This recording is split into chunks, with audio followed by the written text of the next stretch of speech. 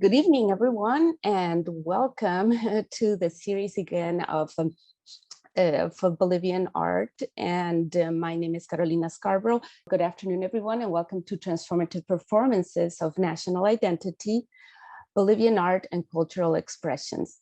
My name is Carolina Scarborough, and I am the organizer of the 7 virtual panel series. Thank you for joining the third panel of this series, which is What is Indigenous Visual Art, Origin and Identity in Global Art. Within Latin America and Caribbean art, Indigenous and African descent communities are among those most underserved.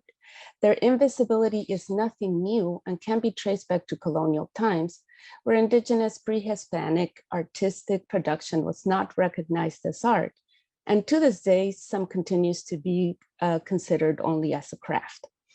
At the same time, the European influenced visual art produced during colonial times continues to disclose new understanding, as we were able to see in Susan Stratton Pruitt's presentation in the previous panel to this one.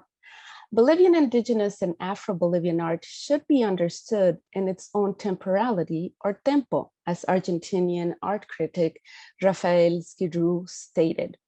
Bolivian architect and art historian Teresa Gisbert, when referring to colonial art in Latin America, stated that European art has limited, in some ways, our aesthetic appreciation of art that is outside of established Western parameters.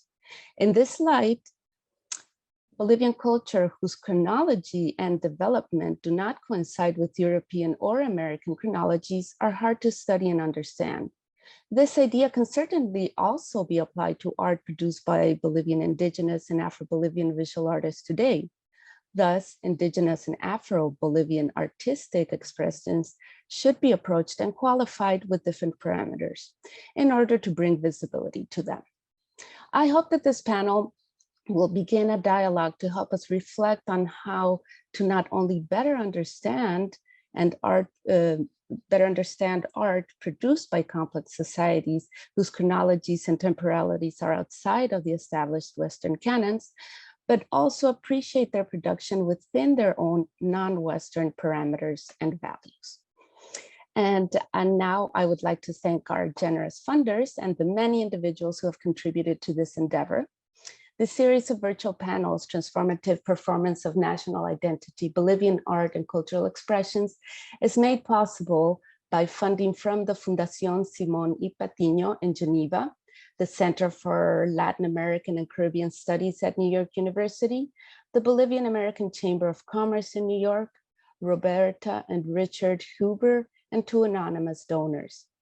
Special thanks to the teams of both Fundación Simón y Patiño in Geneva and Bolivia, Jill Lane, Dylan Robbins, Omar Dajaure, Joana Morales, Ivan Rebolledo, James Hoover, María Eugenia Diacín, Rita del Solar, María Eugenia Almaraz, Ingvar Elefsen, Sarah Reisman, Elizabeth Elder, Alejandra Prado, Brian Rosado, Sharon Schultz, Edward J. Sullivan, and our 2 translation interpreters. So now, without further ado, I would like to ask everyone to please join me in welcoming our speakers and our moderator, Dr. Isabel Scarborough, Professor of Anthropology and Chair of the Department of Social Sciences at Parkland College in Champaign, Illinois, who will present our other discussants and artists that we are lucky to have with us today. So thank you very much, and over to you, Dr. Scarborough. Good afternoon, everyone. Buenas tardes a todos. Este es un panel bilingüe. This is a bilingual panel. You will be hearing some presentations in English, some in Spanish. Vamos a oír algunas presentaciones en inglés, otras en español. Yo voy a hacer mis comentarios en inglés, pero como dijo Carolina, a quien agradecemos esta empresa, pueden hacer un clic en el icono de interpretación y escuchar la traducción. So you can, if this presentation is going on in Spanish, you can click on the interpretation icon and hear a simultaneous translation. So again, thank you for organizing this, Carolina. Our panel today will begin with 2 scholars who have researched the construction and perception of racial and ethnic identities in Bolivia through the experiences and epistemologies or ways of knowing of political actors, literary authors, performers, and artists in this South American nation. They will provide a context for the reason of being of this conversation, the presentation of two Bolivian artists who self-identify as indigenous and Afro-Bolivian, and whose identities have shaped their artistic process. I would like to begin our panel then with Dr. Pamela Calla, who is Clinical Associate Professor at the Center for Caribbean and Latin American Studies at New York University. Dr. Calla is a cultural anthropologist and a dear colleague of mine with over 2 decades of work in the Bolivian Andes, and who has published extensively on indigeneity, indigenous identity, gender, race, and state formation. Pamela, por favor, te cedemos la palabra. Muchas gracias, Carolina. Muchas gracias. Gracias también a las instancias institucionales, Patiño, CLACS de la Universidad de Nueva York, y gracias a las participantes de este panel. Me siento honrada de estar con ustedes aquí hoy. A mí me toca dar algo de contexto a los procesos desde donde emerge con fuerza propia el arte de Sharon y Rosemary. No podré ser exhaustiva. No tengo mucho tiempo y hay mucho que decir sobre los procesos histórico-políticos culturales que hacen a lo que es Bolivia hoy. Me concentraré en 2 ámbitos de investigación-acción en los cuales estuve inmersa como antropóloga en estas 2 últimas décadas. El primero tiene que ver con el trabajo político organizativo llevado a cabo por mujeres indígenas dentro de su lucha anti-extractivista. El segundo ámbito de investigación-acción en el que sigo inmersa ha sido la lucha antirracista, que emerge abiertamente y con fuerza después de las reacciones violentas y racistas ante la presencia de sectores populares e indígenas en el proceso constituyente después de la elección de Evo Morales, considerado el primer presidente indígena de Bolivia. Con un equipo de jóvenes sociólogos y en alianza con el Defensor del Pueblo, logramos armar un observatorio del racismo. Este observatorio hasta 2017 fue parte de la red de investigación-acción antirracista en las Américas, de la cual fuimos cofundadores, y parte también a nivel nacional del Comité de Lucha del Racismo y de toda forma de discriminación, que estaba dentro del Viceministerio de Descolonización.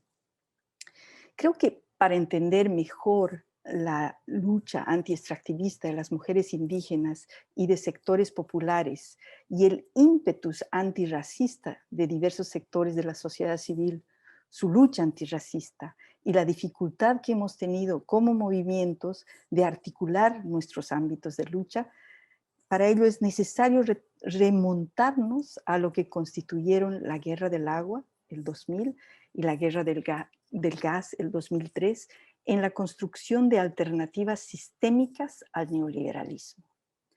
Ambas guerras implicaron una renovada irrupción de sectores populares e indígenas campesinos en la arena política en contra de postulados de privatización de recursos básicos como el agua, la desnacionalización de industrias petroleras, de gas, mineras, donde las nociones tales como la redistribución hacia abajo o el entendimiento de lo que constituía la madre tierra no tenían lugar. Ambos momentos son una ventana para ver la crisis profunda de un modelo neoliberal que había empezado con la terapia del shock, empujado por el Banco Mundial globalmente, que en el caso de Bolivia fragmentó la sociedad y terminó en los años 90 con políticas de reconocimiento de la diferencia cultural y de género, pero sin políticas de redistribución.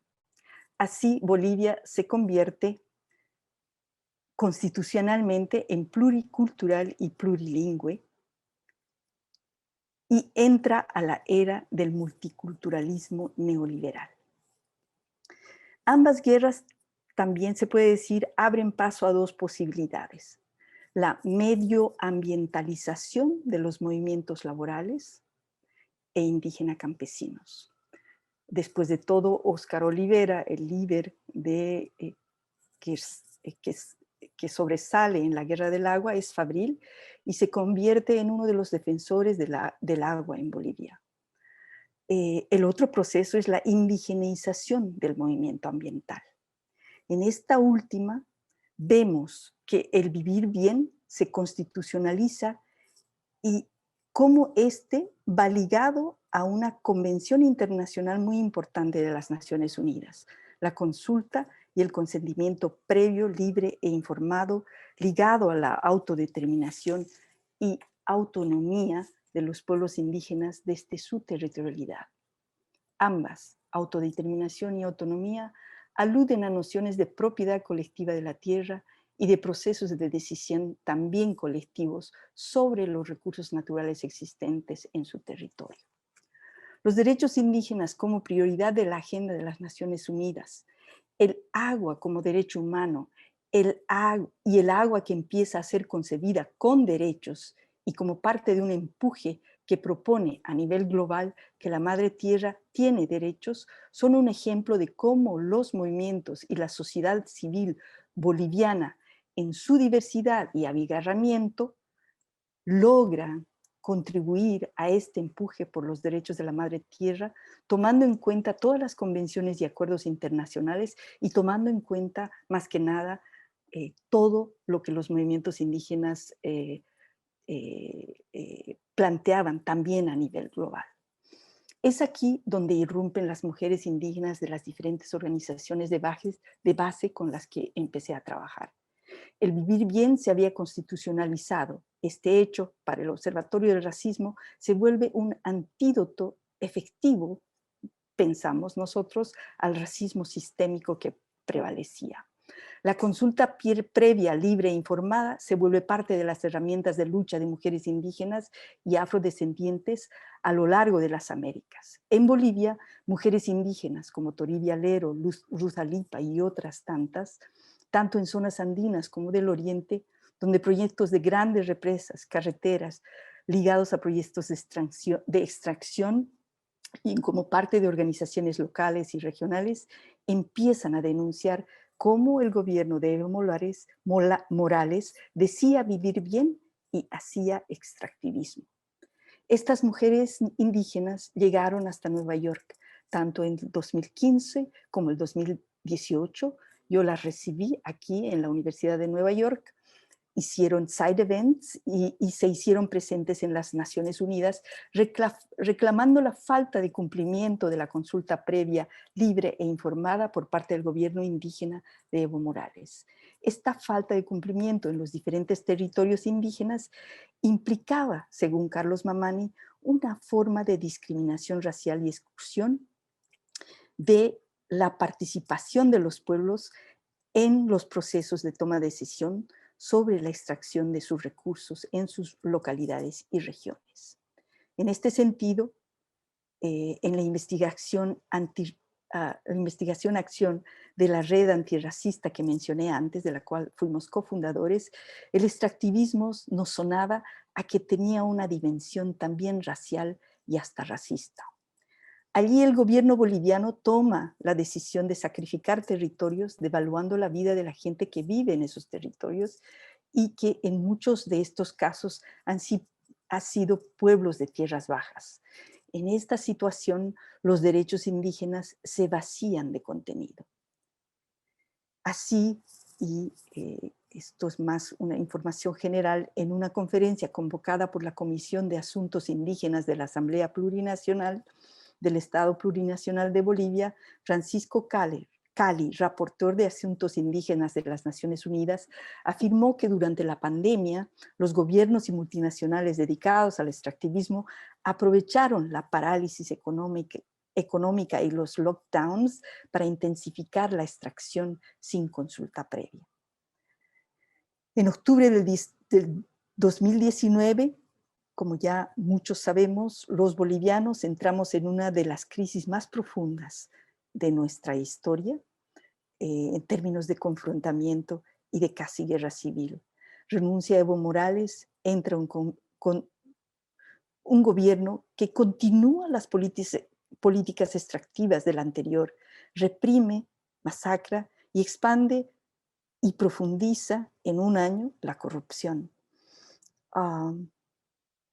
Toribia Lero, diputada ahora por Comunidad Ciudadana, Ruth Alipas de Contiopac, mujeres campesinas de Tarija que pelean contra Petrobras en el departamento de Tarija, todas ellas en sus organizaciones tuvieron que organizarse local, nacional e internacionalmente para contrarrestar la intensificación y continuación de la política extractiva de los dos gobiernos, el de Morales y el de Áñez, en detrimento de las políticas del cuidado de mujeres indígenas y campesinas en sus organizaciones y territorios.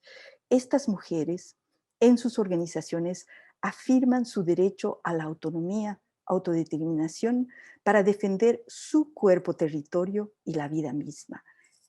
Una agresión al cuerpo de las mujeres, de una mujer, es una agresión al territorio, a las otras mujeres y a los seres vivientes dentro de ese territorio. En ese sentido, la noción de cuerpo-territorio se vuelve importante. Nuestra lucha antirracista en el observatorio y en la red antirracista en las Américas se complejiza. No puedo entrar en detalle a la manera como la unidad de lucha contra toda forma de discriminación y racismo bajo la tutela del Viceministerio de Descolonización operó durante los 14 años de gobierno de Evo Morales. Lo que sí me queda claro es que el arte de Rosemary y de Sharon es parte de la lucha antirracista y está más allá de las lógicas patriarcales y raciales del Estado. Es parte, ese arte, de este devenir tan abigarrado de historias múltiples y sobrepuestas con lógicas de producción de conocimiento también múltiples. Y tal como las mujeres indígenas con quienes trabajo y quienes defienden su cuerpo, territorio, mujeres artistas afroaymaras como Sharon y Rosemary crean mundos alternativos y de imágenes y visibilizan, como decía Rosemary en una entrevista, lo humano de la gente, sus cotidianidades barriales y locales, sus familias, su comunidad. Por lo tanto, su arte es también una forma que concibe a su cuerpo como parte de su comunidad y territorio. O como afirma Sharon en otra entrevista, el arte que logra dice mucho de su identidad entendida como ese conocimiento, ese autoconocimiento, el conocimiento de una misma, de la historia personal y colectiva de una misma y ese amor por una misma. Ellas también defienden sus cuerpos territorios y ellas son gotas de rocío y esperanza. Y aquí en este momento, en este panel, nos conectamos y nos juntamos. Gracias. Gracias a ti, Pamela. Vamos a continuar entonces con la doctora Tara Daly. Next, Dr. Tara Daly. She's Associate Professor of Spanish at Marquette University. Dr. Daly's research includes contemporary visual and literary art in the Amazon and Andean regions of Bolivia, drawing on indigenous knowledge systems and political theory. Her paper is titled Indigenous Art, Transforming the Material and Imaginary Spaces of La Paz and El Alto. Así es que, Tara, te cedemos la palabra para que continúes con tu presentación. Pues muchas gracias, Isabel. Carolina me pidió presentar en inglés, así que voy a hablar en inglés. Pero quiero empezar con unas salutaciones. Así, good afternoon, muy buenas tardes. Ajiyanchu, Tara Sutikan, Milwaukee Pikashani, Marquette University P. Yatatini. I happened to notice in the chat that my Quechua teacher is in attendance, so I hope she's proud of me. I am in the process of learning Quechua, and I think indigenous languages are essential to this conversation. Por casualidad, I met Isabel and Carolina through Quechua classes in Cochabamba. So Quechua is really at the center of this discussion for me. And I feel, must begin by saying I feel very honored, I feel very humbled to be speaking with this group of fantastic scholars, presenters, and friends. And I do not pretend to be able to answer the question, what is indigenous art? Indigenous art is a very complex idea. Do we mean art about indigenous themes? Do we mean art that is indigenista? Do we mean art produced by indigenous peoples? How do we define indigenous peoples? It is really questions all the way to the bottom. So I think I'll bracket how we will define indigenous art for perhaps the discussion. But I want to say that today, it's funny to hear associate because I just got tenure. So that's the first time I think I've heard that like in voz alta. So thank you. I am associate professor. And I am in Milwaukee, which is on the lands of the native Ho-Chunk, Menominee, and Potawatomi peoples, the unceded lands on the shores of Lake Michigamme, and that is from where I'm speaking today. So I bring that up because I think essential to the conversation around indigenous art is the question of space and the question of place and the question of territory. And I think, as Carolina mentioned in her comments at the beginning, the history of nations, whether we are talking about Bolivia or the United States or any Andean nation, the history of nation states and the imagined communities that they represent are built upon who is seen as the ideal subject, the ideal citizen of said nation.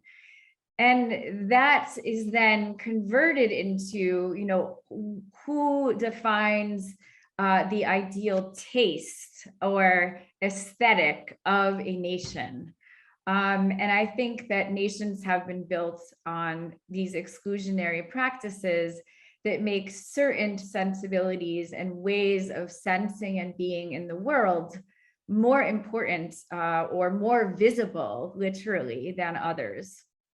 So how does indigenous art intervene to change what the theorist Jacques Rancière calls the distribution of the sensible? How is it, right, that we get access to other ways of senses in our world? So to begin the conversation about space, I'm going to quote Fausto Reinaga, an Aymara politician, revolutionary, philosopher, writer. I think I can safely classify him as an eccentric writer. He has a broad range of styles, but he wrote in La Paz in 1969 in La Revolución India, and I paraphrase, the statues that rise up in the cities, he's talking about La Paz, the capital, the city's plazas and streets have a supreme social function. They are the paradigm, for instance, the sacrosanct model, the mirror where the people of society, the town, the nation, or the state ought to see themselves. Greece, Rome were found populated with statues of their great men. France, the US, Russia too. But here in Bolivia, the unheard of happens. Let's look at the capital of the Republic, La Paz, where there are statues that are eyesores, like the one of Christopher Columbus.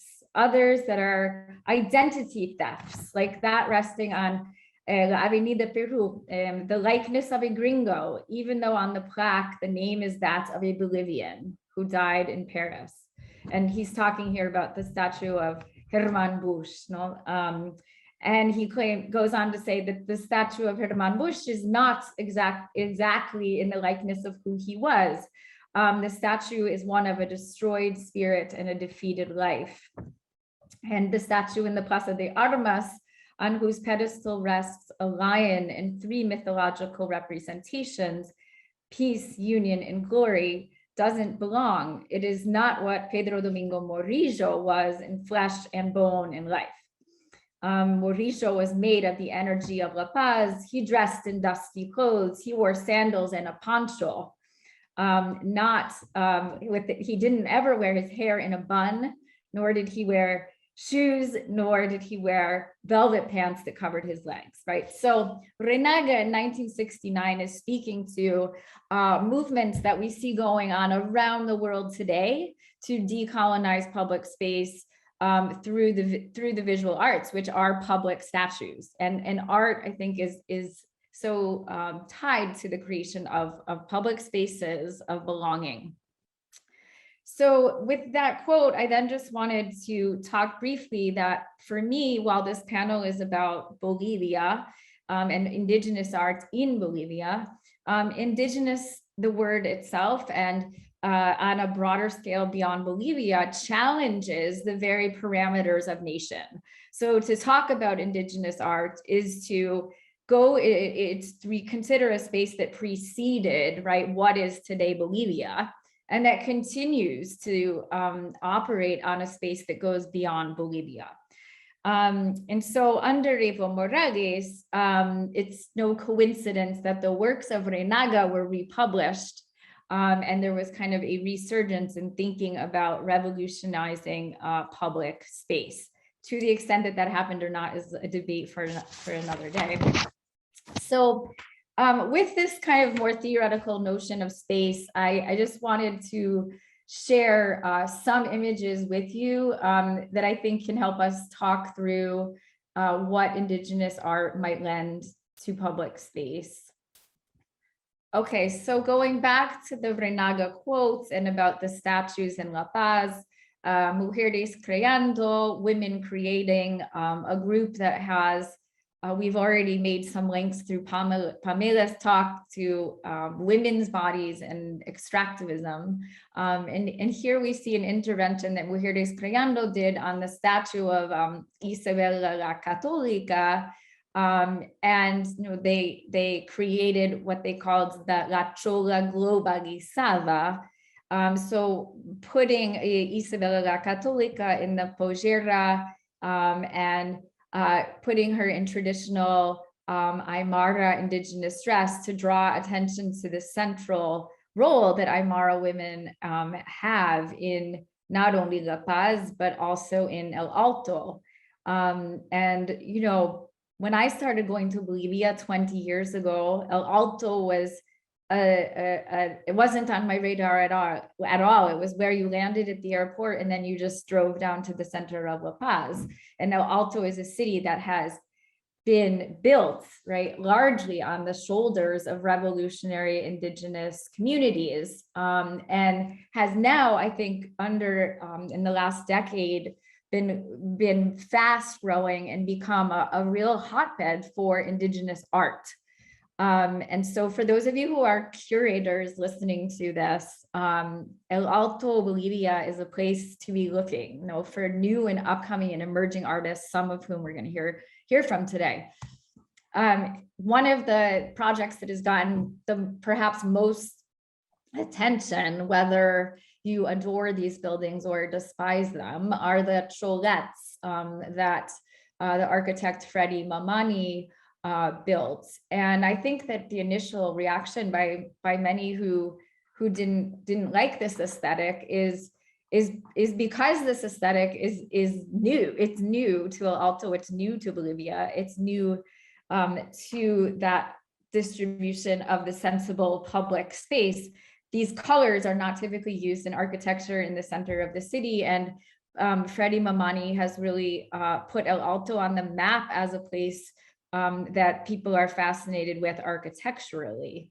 I also, for another day, we can talk about what does it mean to take these buildings out of the context of El Alto that has such a long history of indigenous rebellions and uprisings, and bring them to, for instance, an installation was done based on these buildings at the Cartier Foundation in Paris.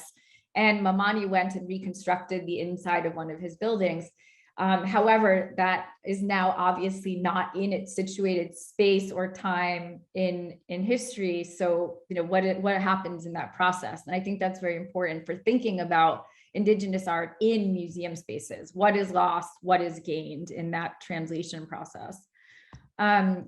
One of the things, though, that most struck me about the transformations in La Paz and El Alto the last 10 years is actually about Indigenous perspectives, not so much what Indigenous art, but we often, I think, have a tendency to think about Indigenous peoples as somehow stuck in time or relics of the past, or even just that they're not participating in capitalism, that there's some kind of pure object that is resistant to capitalism. And in fact, obviously, it's much more complex than that. But there was a teleférico, for those of you who aren't from Bolivia, that was built connecting El Alto, which is about 1,000 meters above the center of the city, to La Paz. And I just find this teleférico fascinating because for the first time, I think, people can see La Paz and El Alto as one. And what does it look like from up above to see neighborhoods that all actually come together under, through your own eye, through vision, by being in this teleférico. And so I was in the teleférico looking, out at one of the markets in El Alto with this woman in De Pojera. And I just think it's very, like, the fundamental question behind Indigenous art is right about perspective and about whose perspectives are included and who has, imperialism is associated with seeing the landscape from above. But now we have Indigenous subjects in the city seeing from above. And I think that's a big, important shift in the local context of La Paz and El Alto.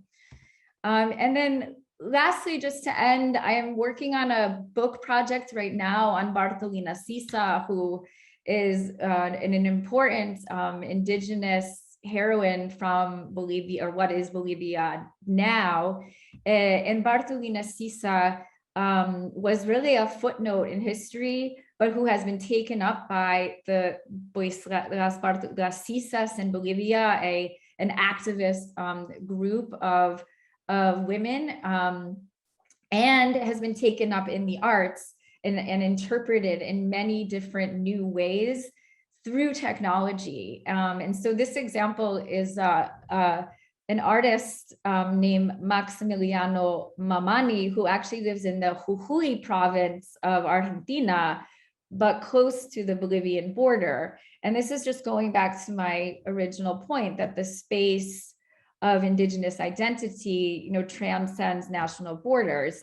Maximiliano Mamani created a video called La Colonialidad Permanente, Bartolina Sisa con XX.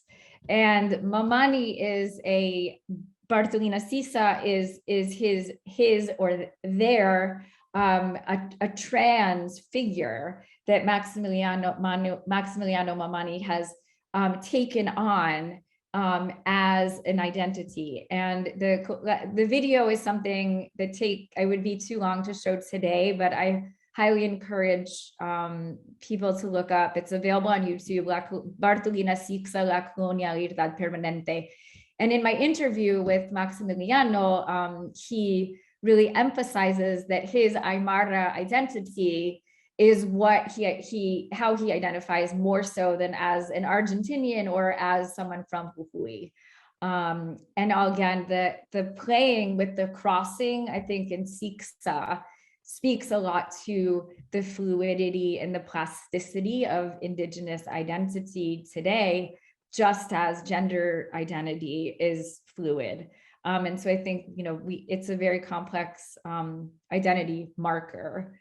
And so I'll stop the screen sharing, but I just want to end by saying Bolivia is one of the countries in South America that as a gringa that I probably learned about last in my university education.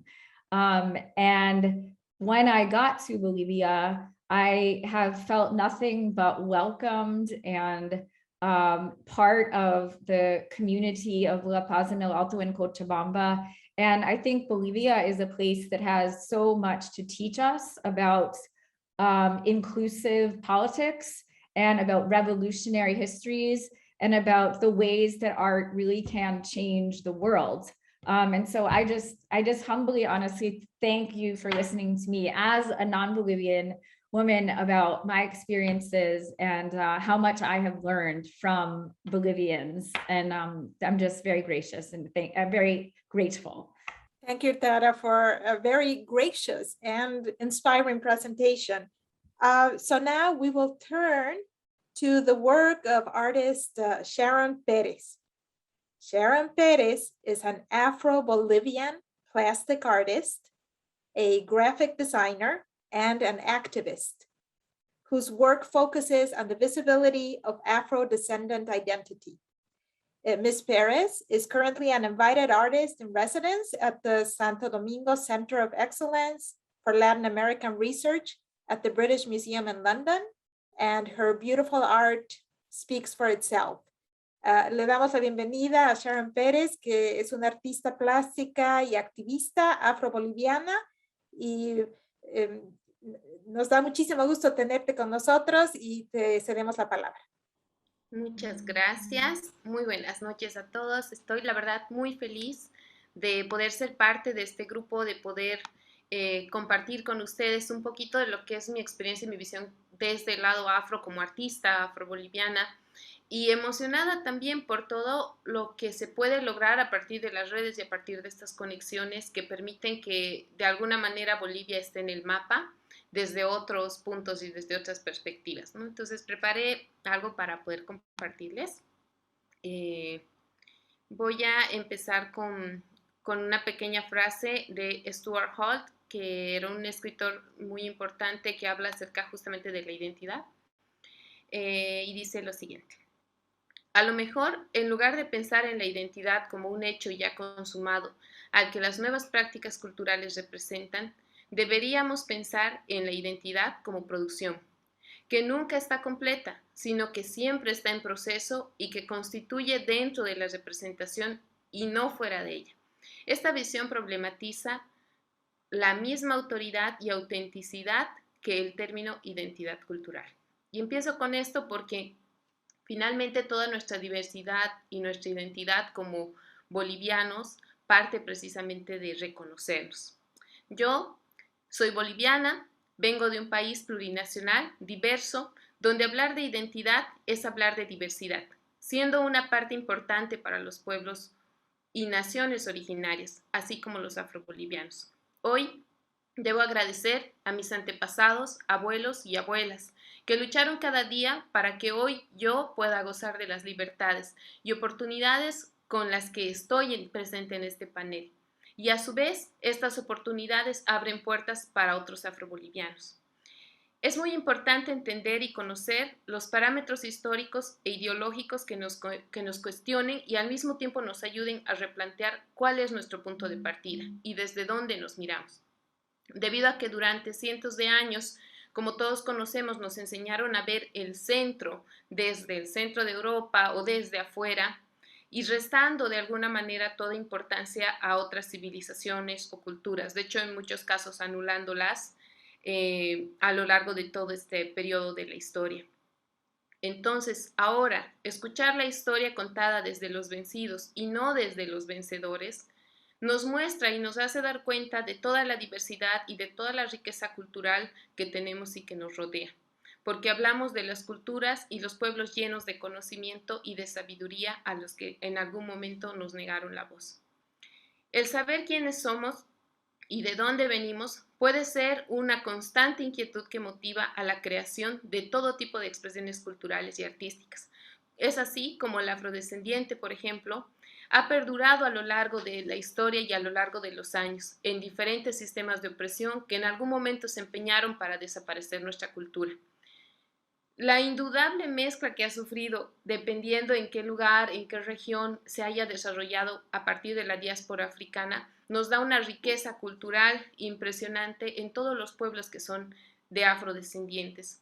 Con estas mixturas, con estas combinaciones se tienen expresiones tan ricas en cuanto a esto de lo africano y contienen todavía esa conexión que sin duda nos lleva al corazón de África. Entonces, el generar espacios y medios de expresión desde lo que se cuenta en nuestra historia nos permite la visibilización como pueblo, no solo en el caso afroboliviano, sino en todos aquellos pueblos originarios y no originarios que necesitan ser conocidos para no desaparecer en el olvido. El usar el arte como medio es un elemento altamente importante, porque a través de él la gente abre la puerta a conocer más y saber más de otras culturas. El generar espejos en los que nos hagamos visibles permite además crecer como parte de nuestras comunidades, seguros y conscientes de nuestra historia. El generar líderes y guías plasmados en retratos, como es el caso de los trabajos que yo hago, permite que otros afrobolivianos se encuentren representados en galerías y museos que de alguna manera fueron negados a lo largo del tiempo por la falta de representación verdadera. En algún momento, y parece igual, voy a empezar con el tema de las diapositivas para poder ir mostrándolas.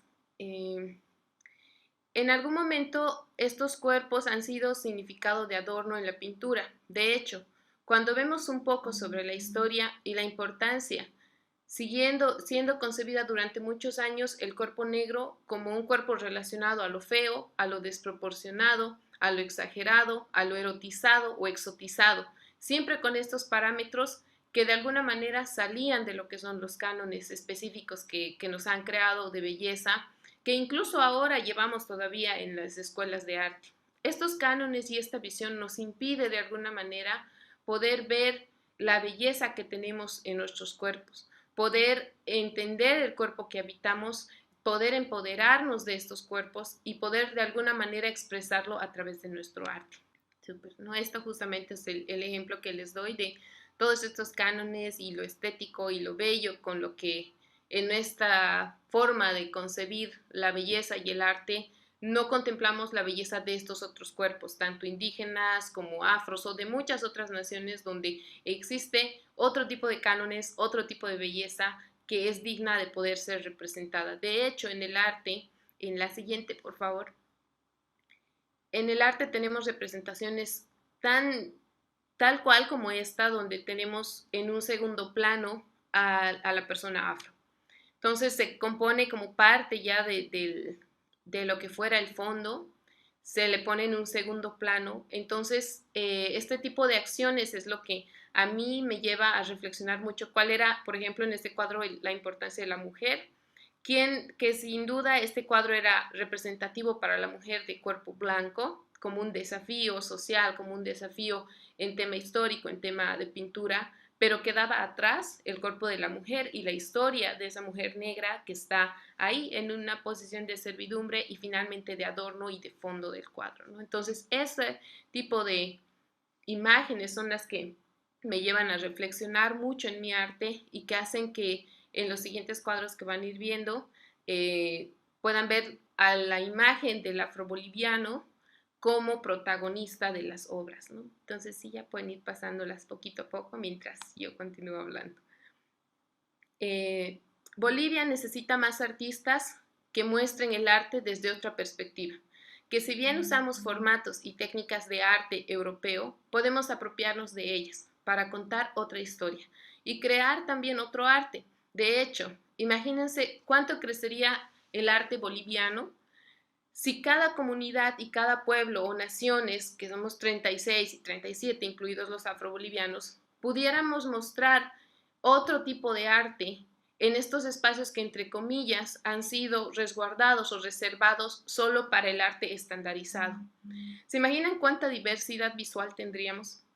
Y de hecho la tenemos, ¿no? Solo que aún no se han abierto estas puertas para poder conocer y escuchar todas estas otras historias y estas otras expresiones de todos estos pueblos. De hecho, conocemos los nombres en la constitución política de Bolivia, los nombres de las 36 naciones, pero en la práctica sabemos muy poco de ellas. De hecho, muchos conocemos tal vez 3, 4 pueblos originarios que son mencionados constantemente, lo que me lleva también a la reflexión sobre lo que nos dice este escritor Nyong'o Thiongo, que es un escritor africano, donde habla justamente de qué pasa cuando una cultura sobresale y anula a las otras, ¿no? Si una cultura se mantiene completamente aislada respecto a las demás, puede secarse, consumirse o marchitarse.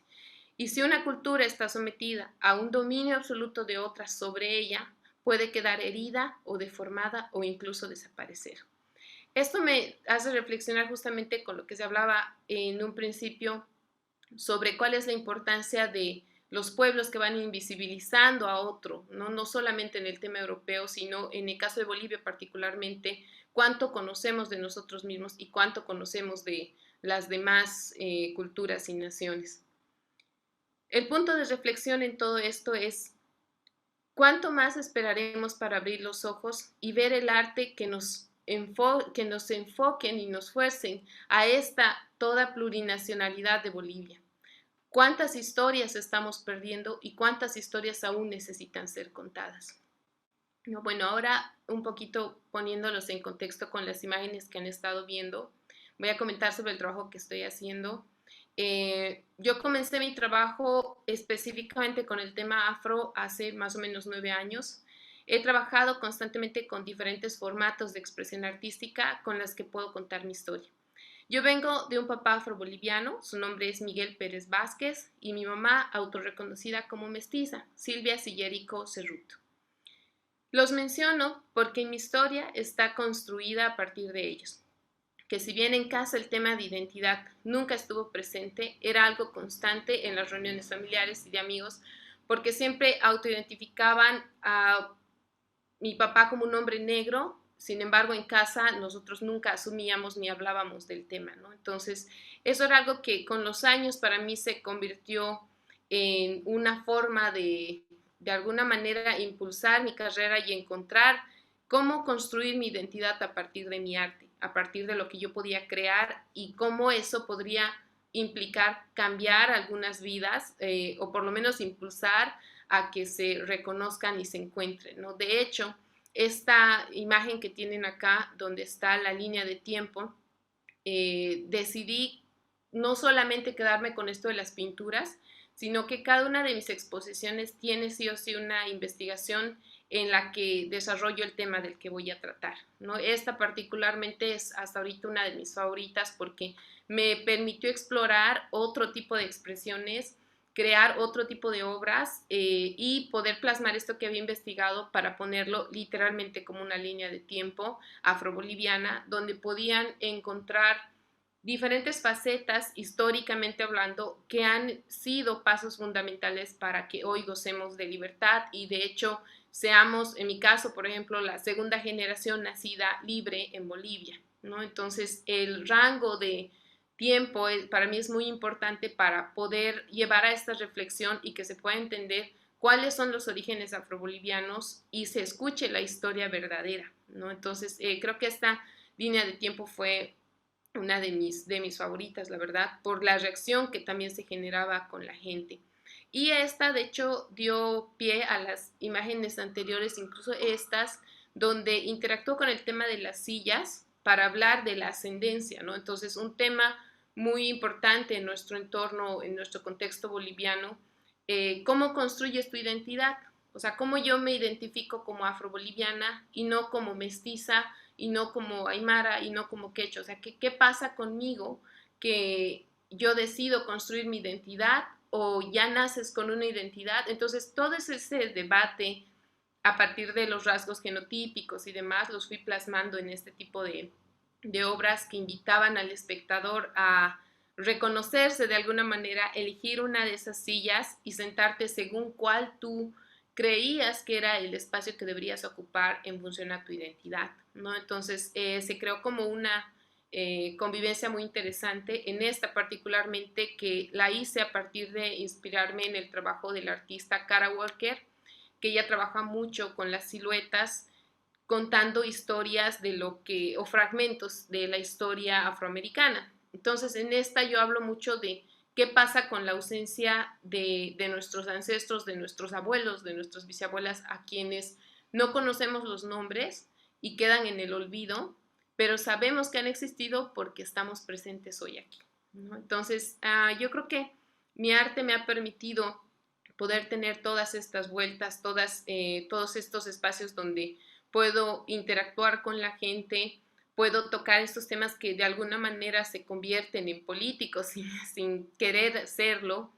Y de hecho, en esta, por ejemplo, que era una de mis últimas exposiciones, donde decido poner un espejo para que tú seas parte de la obra, ¿no? Entonces, se dieron diferentes reacciones, diferentes actuaciones con las personas que participaron y me gustó porque muchos se identificaban con la mecedora donde estaba pintada una de las tías. Les decimos tías acá a las mujeres ya mayores de la comunidad, a abuelas, abuelos, ¿no? Con ese cariño y respeto por la sabiduría que ellos tienen.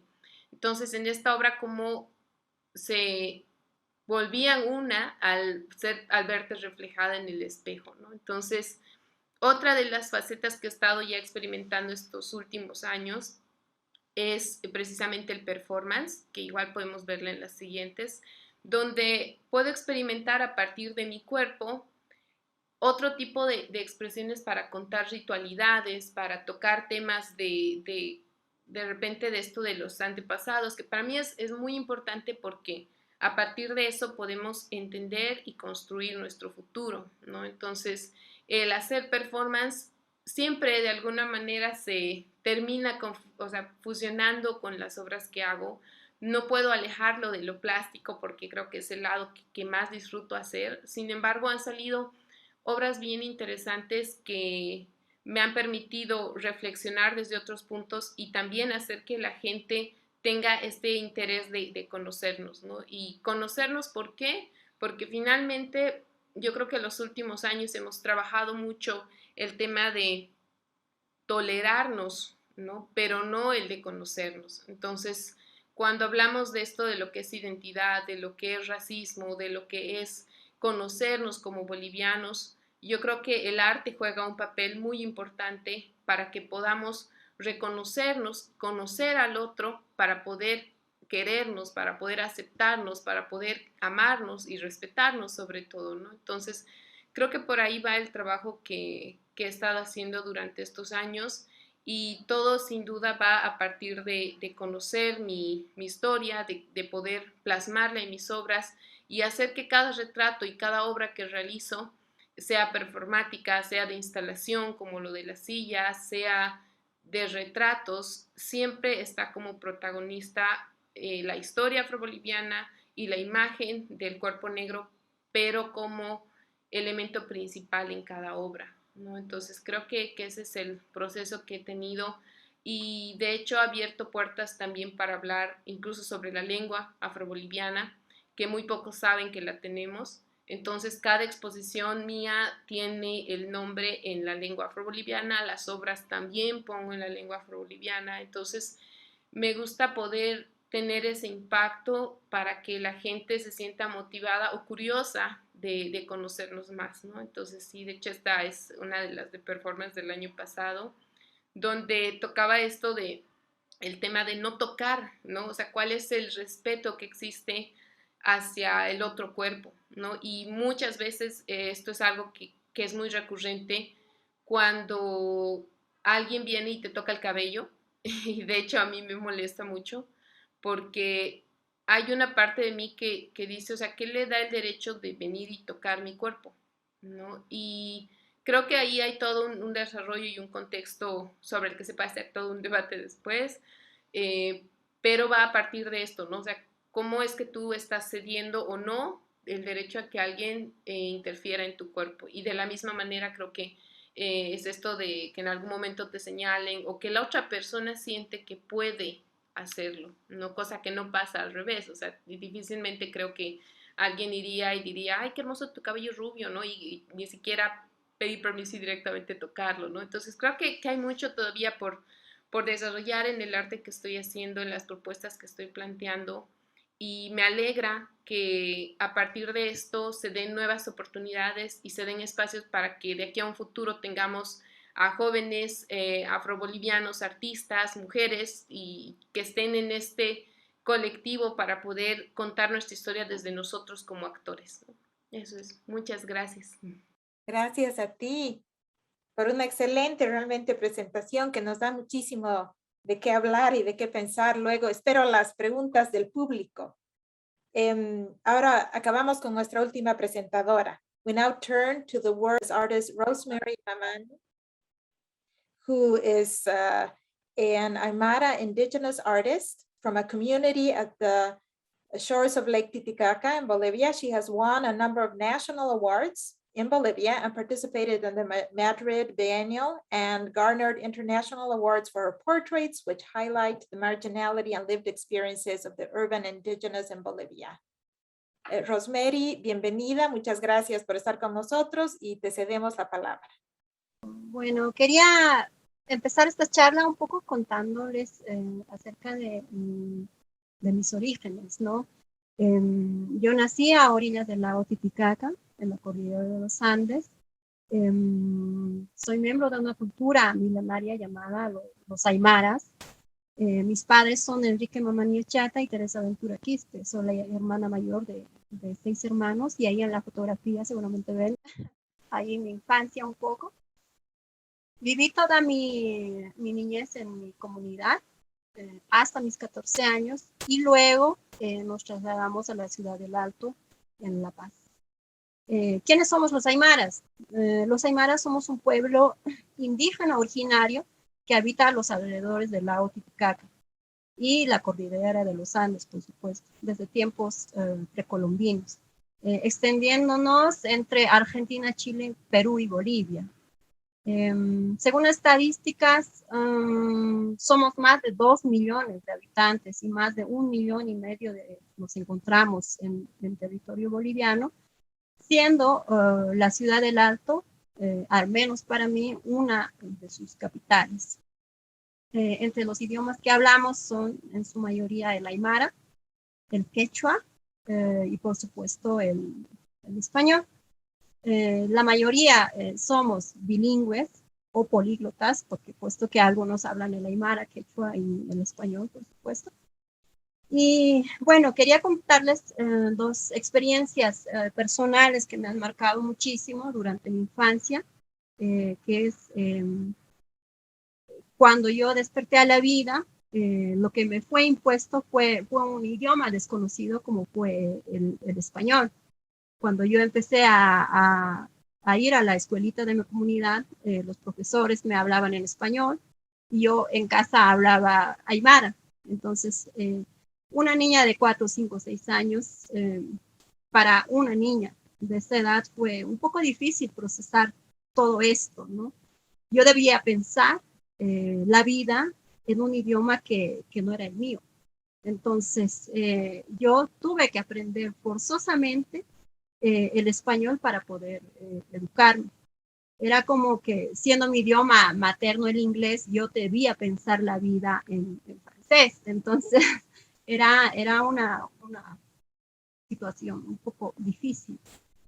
Otro hecho que marcó también muchísimo mi vida fue que durante los desfiles escolares, en las fiestas patrias, las muchachitas o los estudiantes de las comunidades, o sea, nosotros, teníamos que cambiar nuestra forma de vestir.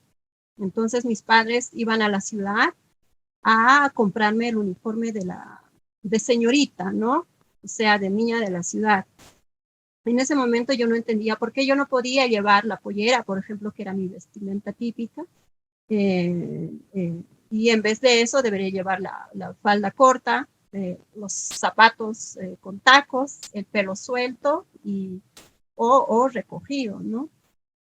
Para mí vivir estas experiencias fueron muy extrañas e incomprensibles en ese momento. Otra imposición también fue la religión. Yo debía rezarle a un Dios que no conocía y que era ajeno completamente a mí, y eso también marcó muchísimo mi vida. A medida que iba creciendo, empecé a darme cuenta que había como una especie de 2 Bolivias, ¿no? La Bolivia que dominaba o opresora, o sea, la blanca, en ese momento que tenía el poder, que decidía cómo deberíamos vestir, qué deberíamos aprender en las escuelas, qué idioma deberíamos hablar, cómo deberíamos comportarnos. Y la otra Bolivia, o sea, la oprimida a la que pertenecía yo, que era la indígena, que estaba al margen de todo.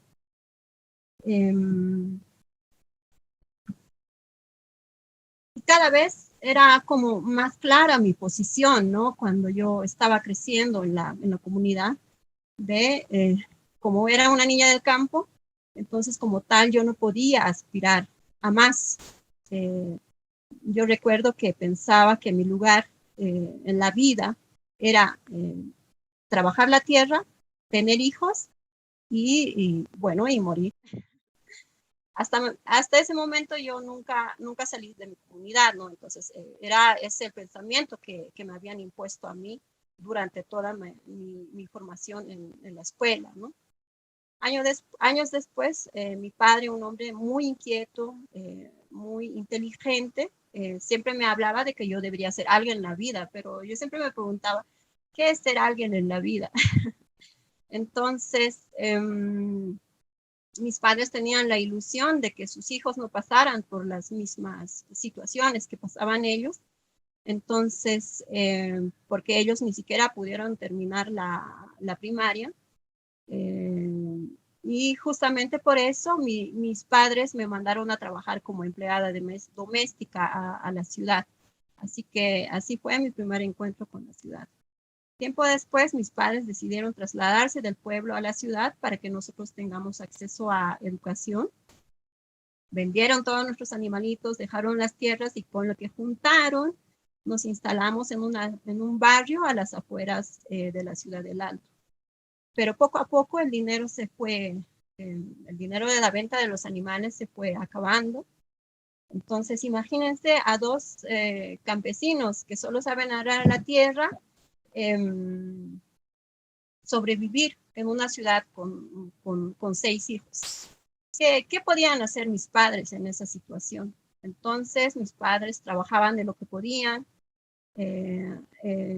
y así fue que nuestra situación se fue precarizando, ¿no? Demasiado, hasta que entramos en el grupo de extrema pobreza, ya que para comer ya no había, porque en las comunidades nosotros podíamos producir nuestros productos, nuestros propios alimentos, pero en la ciudad ya no.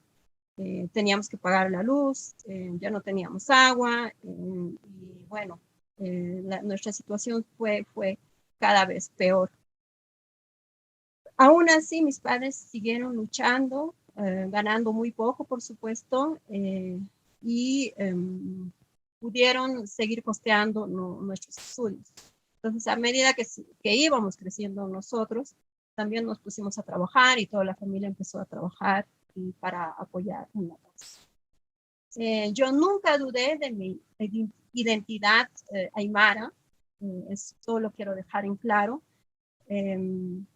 Aunque esos años había una fuerte discriminación hacia nuestro pueblo, yo nunca dudé de quién era yo. Yo siempre supe que era aymara, siempre supe que venía de una cultura rica, entonces nunca me avergonzó. Pero sí, mis padres intentando protegerme han cambiado nuestra forma de vestir, por ejemplo, enseñándonos a hablar español mucho mejor, por supuesto.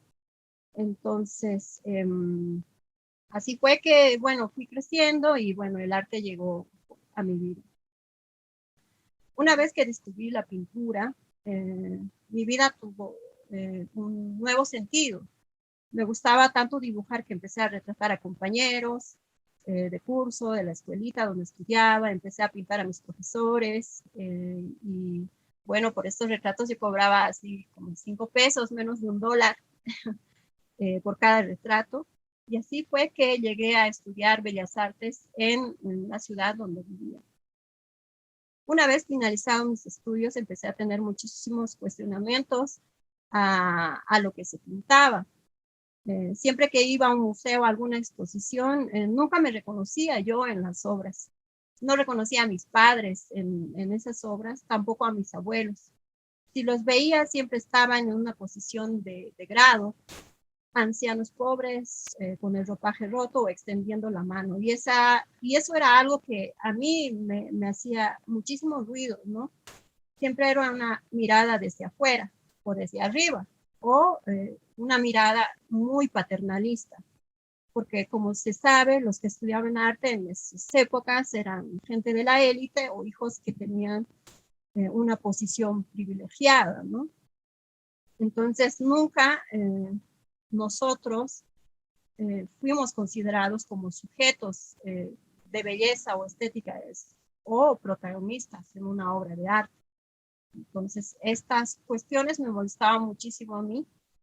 Entonces cuando empecé a trabajar mi carrera de una manera más seria, empecé a retratar a mis seres queridos como los veía yo, con dignidad, porque aunque mi familia haya sido pobre, nunca perdimos la dignidad. Entonces mi propósito con la pintura era retratar desde adentro, desde los aymaras y siendo aymara, mi propia gente. Contar nuestra historia desde nuestras propias experiencias, desde nuestra identidad como aymaras, contar nuestras propias experiencias desde nuestra identidad como aymaras. También me gustaba muchísimo la idea de documentar retratos de mis seres queridos o tíos o vecinos que me generaran algo, que cuando mirase mis pinturas en 100, 200 o 500 años, la gente los viera y diga, oh, esta persona existió, ¿no? O esta mujer vivió en este siglo, o era así, o sentía esto en ese tiempo. Porque no olvidemos que nosotros los aymaras vivimos también en este momento. No somos seres que habitamos otro tiempo. No somos seres que somos seres que estamos viviendo los mismos acontecimientos que vive la gente en Asia o en Europa en este mismo instante. Cada vez tuvo más notoriedad mi obra en el país. Nunca pensé o imaginé que mi obra llegase tan lejos y mucho menos fuera del país. Después de mi experiencia fuera de Bolivia, que fue Francia en específico y Europa, tuve que reforzar las ideas porque cuando yo, por ejemplo, iba a los museos sentía exactamente lo mismo, ¿no? Lo que comentaba hace un momento Sharon. Yo cuando iba al Museo del Louvre o el Tate de Londres, los indígenas donde estamos, siempre me preguntaba eso. Y si hay algunas obras, nunca tienen un rostro reconocible, ¿no? Como Da Vinci o Picasso o Damien Hirst. ¿Por qué no tienen nombres? ¿Por qué no pueden estar juntos y dialogar? Entonces, encontré el retrato, como una forma de decir mis sentires, ¿no? De contar mis experiencias personales, de contar las historias de mis retratados al mundo, de que los conozcan y sepan que existen. Ya que el arte, como todos sabemos, es una herramienta importantísima para cambiar la sociedad. Mi propósito no es vender el universo indígena de una forma hipócrita, tampoco exotizar ni decirles viva la Pachamama, el Dios Sol. Tampoco mi objetivo es idealizar, ni romantizar, ni folclorizar. Mi propósito es retratar a mis seres queridos tal como son, para que el mundo los conozca. Son homenajes, mis retratos son homenajes a mis seres queridos, a seres que me parecen fascinantes, seres que me llenan cuando los estoy pintando, cuando cada que concluyo una obra siempre me pone feliz, me pone en un estado de éxtasis y disfruto todo ese proceso, ¿no? De creación.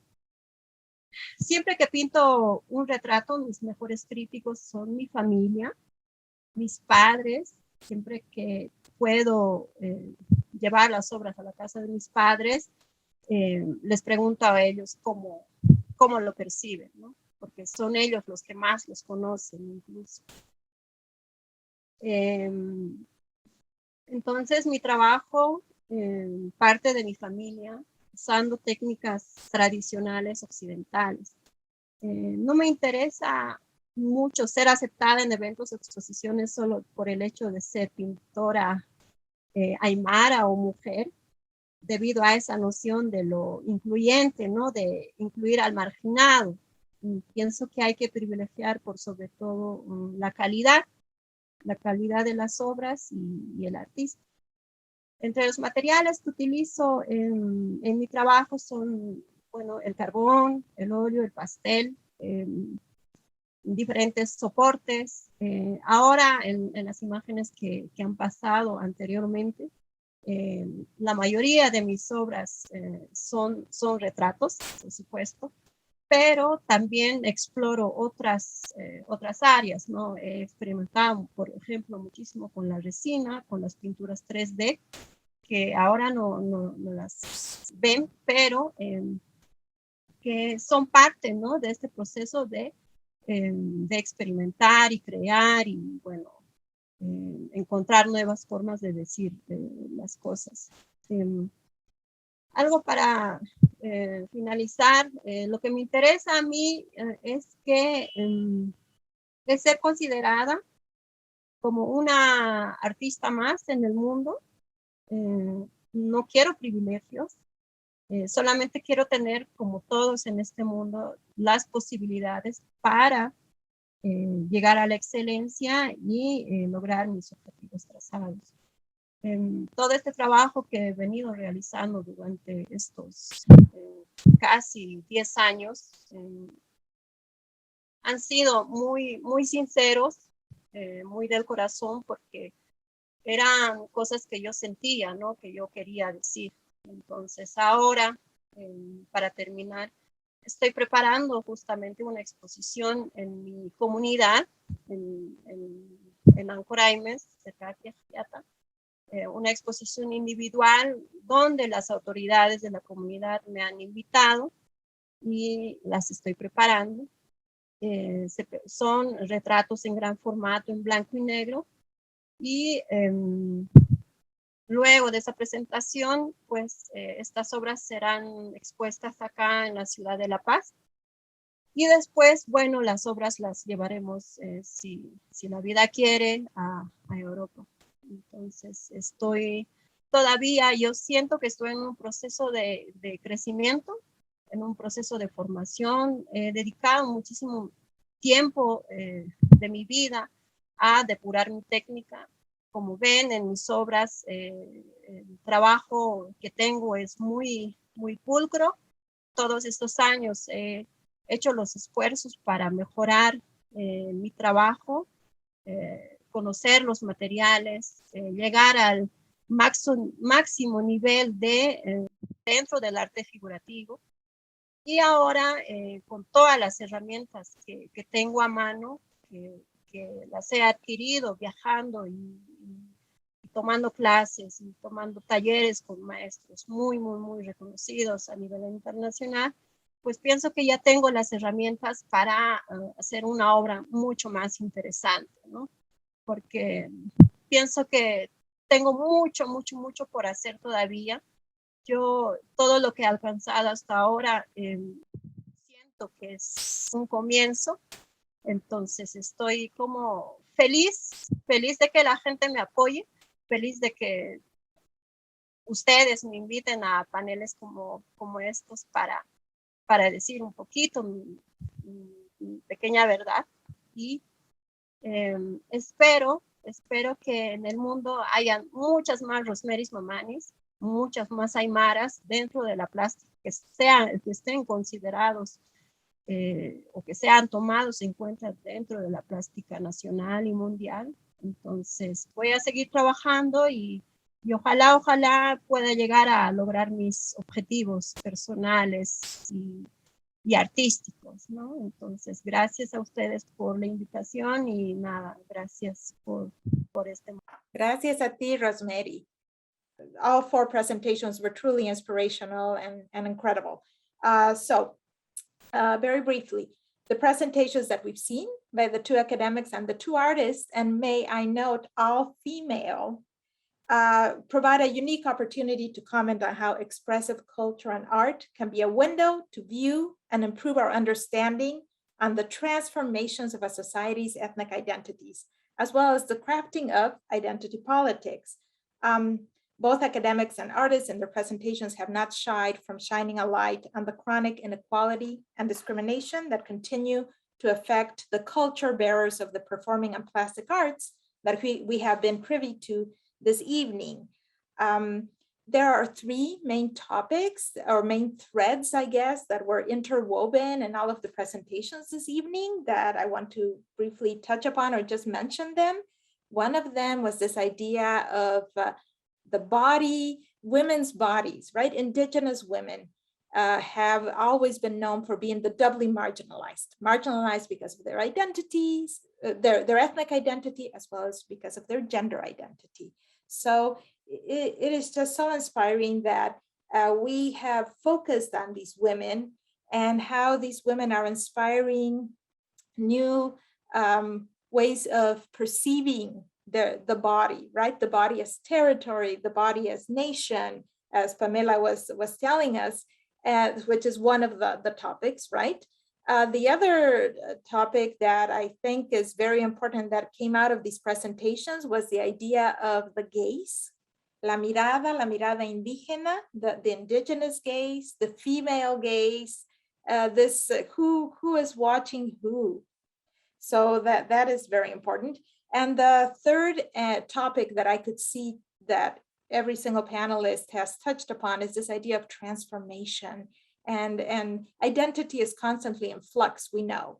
But this idea that these artistic expressions are providing a window into these transformations that are taking place as we speak in Bolivia, at a moment where, yes, the Bolivian people are going through,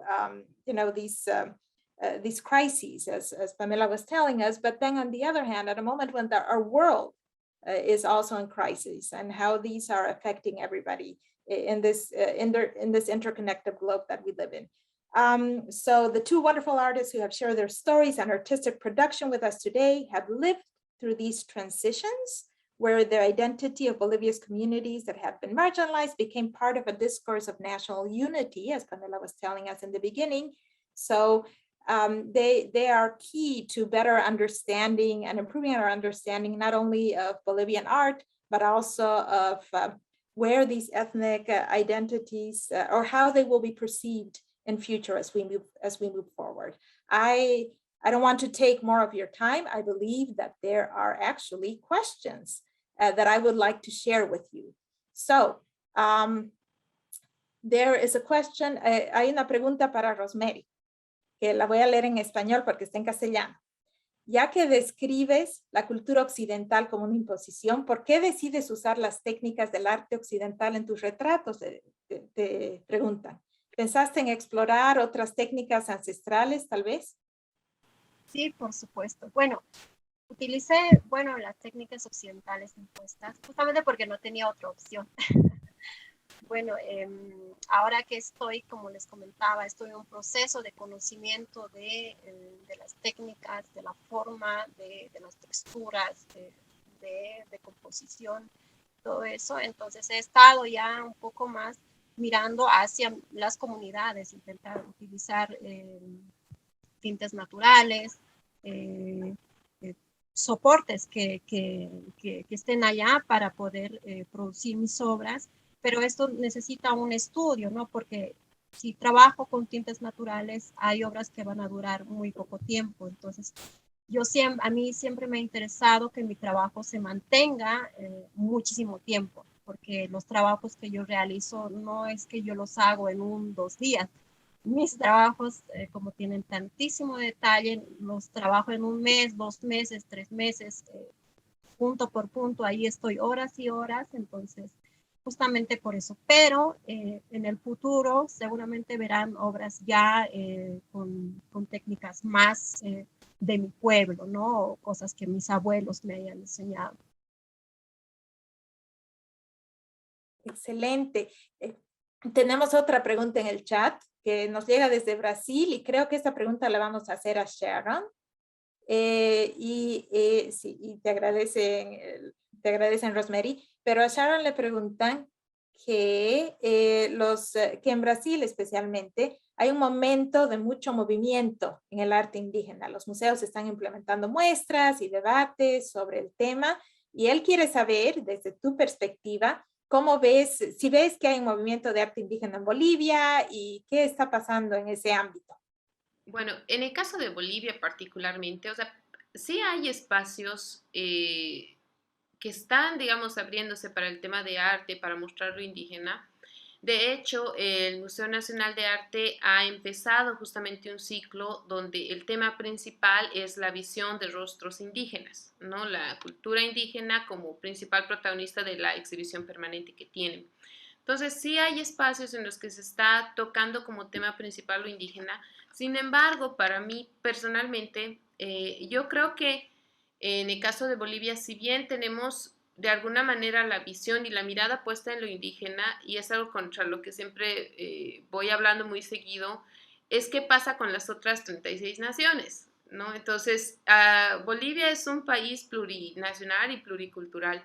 Y el problema que tenemos es lo que justamente mencionaba en mi plática, que de repente una cultura puede sobreponerse a otras y eso invisibiliza a las demás, ¿no? O sea, sin embargo, tenemos ahorita la fuerte necesidad de que se conozca otro tipo de arte, otro tipo de expresiones, conocer a partir de lo que ha sido los primeros pasos dentro de la cultura indígena, dentro de la cultura aymara, la riqueza que existe, esto que mencionaba Rosemary justamente de los pigmentos, o sea, todo lo que se ha ido adquiriendo a partir de nuestra historia como a partir de los abuelos y demás, pero yo creo que todavía dentro de los espacios académicos o esto de los museos, de las galerías, yo creo que todavía una parte de recién empezar a ver, no solamente ver el arte indígena desde lo que había de las antigüedades, que había de lo que se ha pintado antes, de las cerámicas y demás,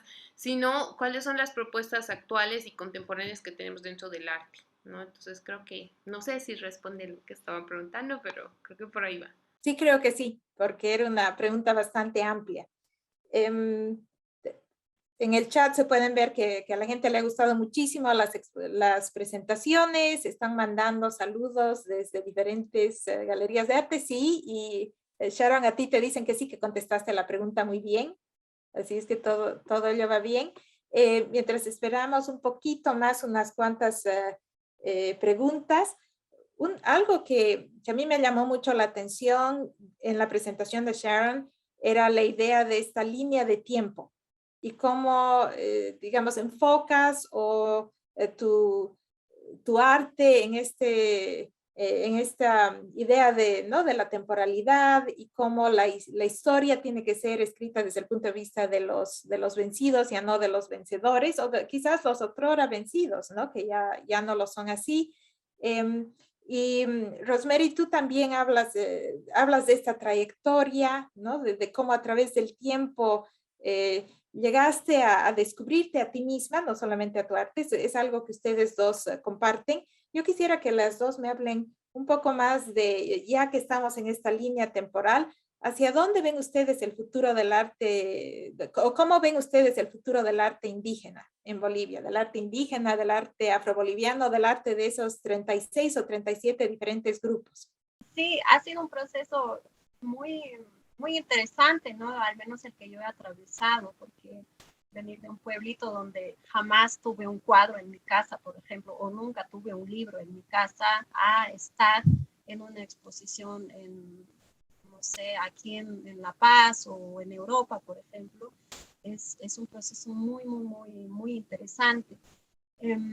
Espero que en el futuro el arte sea mucho más inclusivo, ¿no? Me refiero a que no haya esta categorización de artista, no sé, afro-boliviana, artista aymara y artista, no sé, europeo y chino, digamos, o asiático, sino que todos convivamos en un mismo espacio de que sea un mirar de tú a tú, de una forma más horizontal, digamos. Entonces, a mí me gustaría al menos participar en eventos que el trato sea ese, ¿no? Que no solamente porque soy indígena, porque necesito un espacio, digamos, de visibilización, me tomen en cuenta, sino por la calidad de mi trabajo. O sea, yo al menos, a mí me gustaría que me consideren como cualquier ser humano en este mundo, con todas las posibilidades para brillar y también con todas las posibilidades o las reglas que tengo que seguir. No sé si me dejo entender un poco en la idea. O sea, yo quiero ser considerada como un ser humano más en este mundo que habita nuestra casita, que es tierra, y que yo pueda mostrar mi trabajo como cualquier ser humano. Entonces, espero que en el futuro lleguemos a ese nivel, ¿no? de trato, y espero que los artistas indígenas también lleguemos a ese nivel de confianza también, porque eso es lo que nos ha faltado un poco por tantos años a ser relegados, digamos, ¿no? Entonces, espero al menos mi propósito es eso. Muy bien. Sharon, quizás tu comentario, por favor. Y quizá hay una última pregunta que habla un poco de si el arte tiene que ser justamente visual o no. Y como tú tienes ese tema has estado incursionando en el tema del performance, quizás puedas contestar esa pregunta también, que si el arte indígena tiene que ser necesariamente visual o no. Y también tus, obviamente. Sí, y hay dos preguntas más después de esto. Uh-huh. Ok, bueno, voy con la primera, ¿cómo veo el arte? Bueno, particularmente yo creo que en el caso de la cultura afroboliviana, durante mucho tiempo cuando hablamos de afrobolivianos, siempre se enfocan a la saya, ¿no? Que sin duda para nosotros es un elemento cultural de identidad y de historia muy importante, pero sufrimos de esto de encasillar a que todo afro, y es esto muy hegemónico, ¿no? Entonces que el cuerpo negro baila, ¿no? Es como, soy de Brasil, a baila samba, nada, entonces soy afro-boliviana, a baila saya. Entonces, yo creo que ahorita el momento como afro-boliviana que siento es importante que se nos pueda ver desde otras perspectivas, ¿no? O sea, que se pueda crear otros espacios y otras propuestas artísticas para llegar al punto, como dice Rosemary, justamente de que se pueda ver artistas afros, artistas indígenas, artistas y artistas de todas las comunidades con un nivel en el que sea competible, ¿no? O sea, un nivel en el que se pueda ver nuestra cultura, nuestra identidad, pero no sea relegada a un segundo o tercer plano, ¿no? Entonces yo creo que es un momento bien crucial y bien importante porque a futuro yo imagino y veo a muchos otros artistas siguiendo los pasos de Rosemary, de repente siguiendo mis pasos que de hecho están de alguna manera poniendo el ojo en nosotros, ¿no? O sea, en lo que hay detrás de estos cuadros, de lo que se muestra como protagonista, la imagen y la historia que uno quiere contar,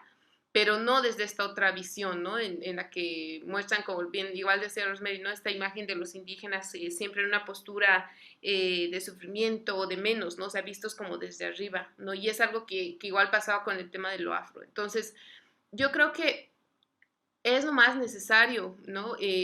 Que todavía se vea esto de arte afro o arte indígena o arte tal o arte cual, para llegar a un punto en el que conozcan tanto nuestro trabajo y nuestros trabajos tengan un nivel tan bueno que se llegue a homogenizar, ¿no? Es que es complicado porque ahorita yo siento, como decía en un principio, particularmente esa necesidad de que se genere más artistas afros, porque eso permite que conozcan desde otros puntos de vista la comunidad afroboliviana, ¿no? Y que en algún punto digan, artista sí, no porque bailas, sino porque haces teatro, sino porque tienes otro tipo de expresiones culturales desde las que tienes la posibilidad de contar, ¿no? Y eso igual como respondiendo también a la segunda pregunta, o sea, yo creo que el hecho de que sea visual tiene una potencia, ¿no? O sea, nosotros somos personas que consumimos mucho mediante los ojos, mediante los sentidos.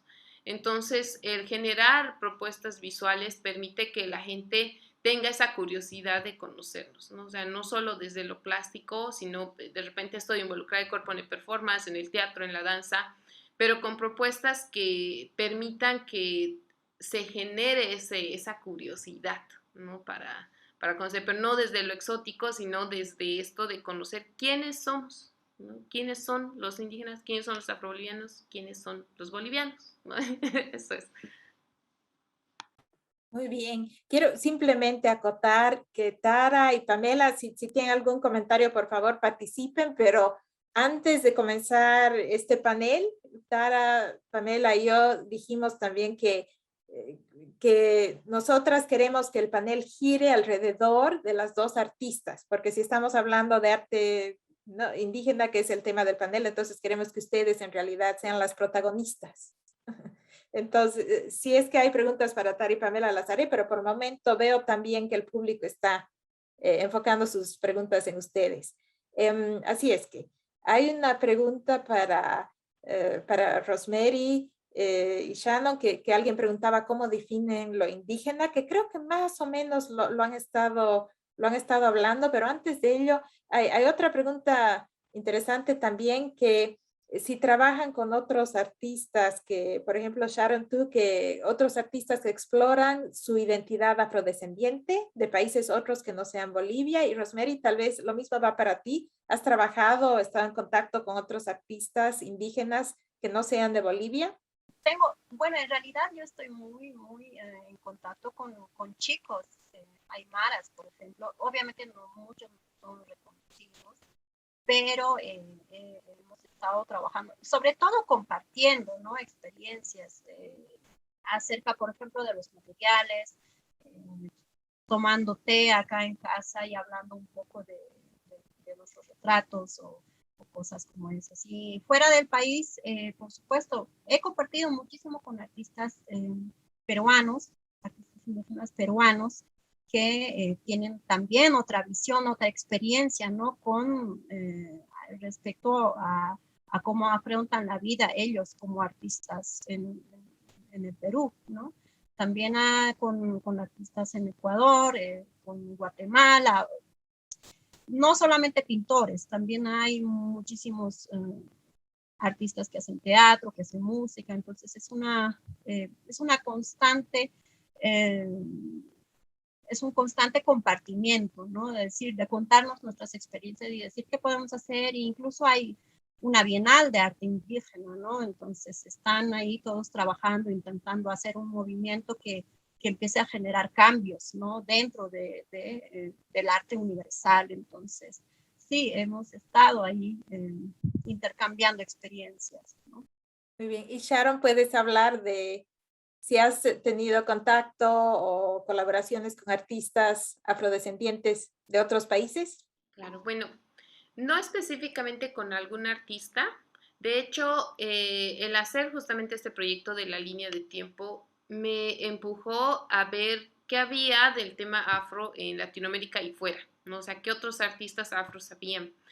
Y eso me ha hecho poner el ojo en varios artistas brasileños, en varios artistas norteamericanos que van abordando a lo largo de sus carreras, que son de 30, 20 años, y cómo han ido de alguna manera contando su historia a partir de esto de lo afro, ¿no? Entonces, todavía no he trabajado con alguien específico, sin embargo, sí, ya estoy en contacto con algunos artistas, particularmente de Brasil, porque el tema de afrodescendencia en Brasil tiene un movimiento muy fuerte y tienen otro tipo de expresiones y de cosas que a mí me interesan mucho, porque el pensamiento que tienen sobre el tema del arte afro específico, yo creo que está mucho más avanzado. Es como que yo estoy en los primeros pasitos y ya están corriendo, ¿no? Entonces, yo creo que hacer un proyecto con algún artista de allá, pues sería algo que para mí o sea, lo disfrutaría mucho, porque habría mucho que compartir, que debatir y que hablar, ¿no? Pero eso veamos cómo va para el año. Muy bien. Con eso más o menos hemos acabado las preguntas del chat y está muy bien. Nos hemos pasado un poquito de tiempo, pero las presentaciones han estado magníficas, han sido una inspiración y un honor. Igual que Tara, yo digo, también estoy muy agradecida de haber podido moderar este panel tan interesante. Tara, Pamela, no sé si tienen unas últimas palabras. Solamente decirles a las artistas que son de primera, que el escucharlas en las entrevistas y hoy en su presentación y ver lo que han producido y la creatividad con que han descrito y han mostrado lo que han hecho, es muy inspirador. Muchísimas gracias. Sí, Y gracias a Tara por siempre ampliar los horizontes de la visualidad artística en Bolivia, en La Paz del Alto Cochabamba. Gracias, Pamela. No, solo quería decir a Sharon y Rosemary, estoy muy inspirada por ustedes. Me encantaría pues invitarlas a mis clases mínimo para charlar con los estudiantes aquí si les interesa la idea. Y más allá de allí, de planificar, tal vez, no sé, voy a pensarlo, soy co-directora del Centro de Raza, Etnicidad e Indigeneidad en Marcati. Hacer una exposición posiblemente en Milwaukee o algo, pues para mantener contacto, ¿no? Y debemos colaborar, ¿no? Nosotras, este grupo es fenomenal, me encantaría charlar todos los días con ustedes. No, muchas gracias a todos otra vez. Carolina, te pasamos a ti la palabra para que clausures este lindo panel de amigas y de mujeres que han presentado temas tan interesantes. Sí, yo la verdad no tengo mucho que decir porque lo han dicho todo ustedes, pero no me queda más que agradecerles a cada una de ustedes una vez más. Isabel, Sharon, Tara, Pamela, Rosemary, un millón de gracias por participar en el panel. Muchísimas gracias a todos los que nos han visto, y no se olviden que esto lo está haciendo recorded, grabado, y lo van a poder ver más adelante en YouTube. Así que por favor, muchas gracias por estar en esta y los espero en el próximo panel, que va a ser el 29 de septiembre de este mes, la próxima semana, y va a ser acerca de arte contemporáneo boliviano. Muchísimas gracias a todos y buenas noches.